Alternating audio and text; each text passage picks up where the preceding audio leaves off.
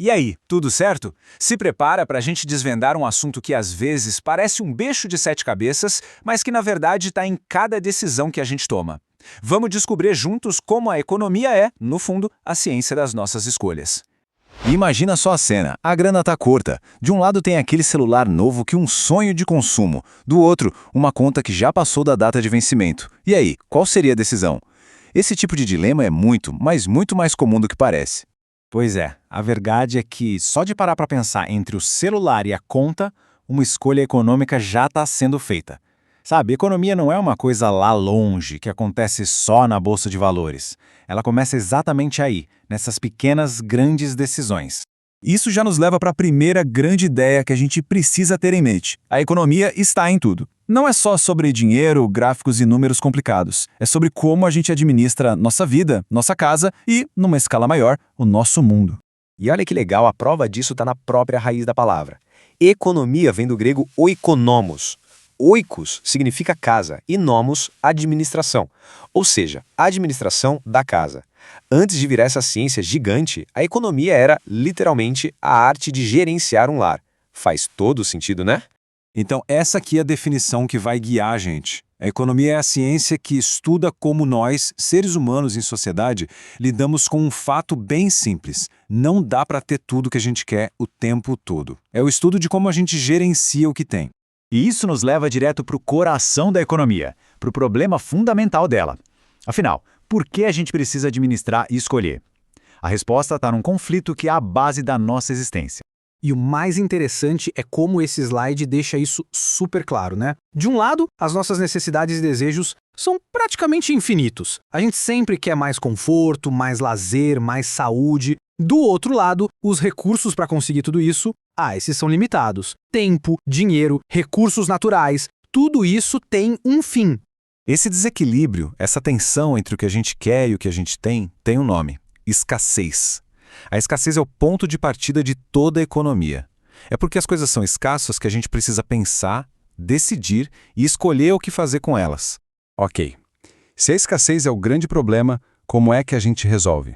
Bom, toda a sociedade, querendo ou não, acaba criando um sistema, um jeitão de funcionar com regras e processos para decidir como usar esses recursos que não são infinitos.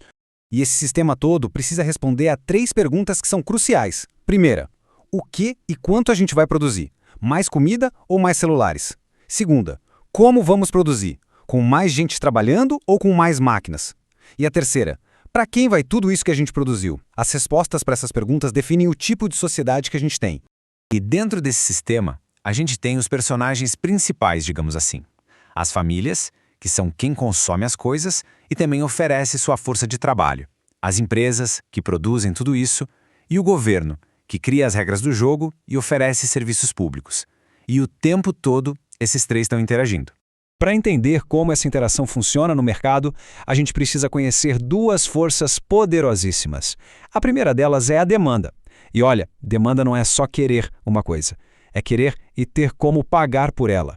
E a demanda segue uma lógica bem intuitiva, que a gente chama de lei da demanda.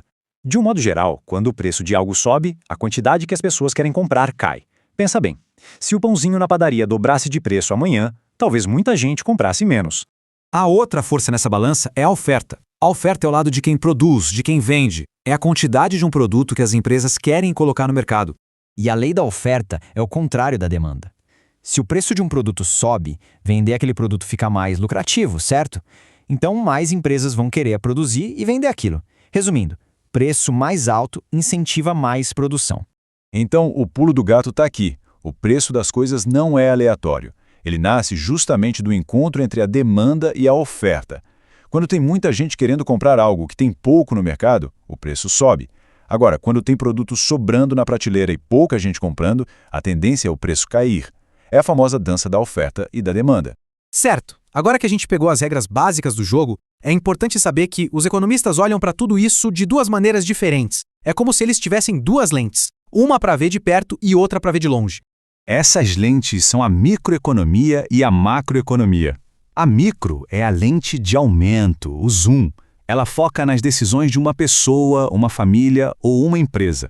Já a macro é a lente panorâmica. Ela se afasta para enxergar o quadro todo. O país, a economia global. A microeconomia está interessada em perguntas bem específicas, do nosso dia a dia. Por que o cafezinho tem aquele preço? Por que uma pessoa prefere a marca A e não a B? Como é que as duas padarias da mesma rua competem uma com a outra? É o detalhe da vida real.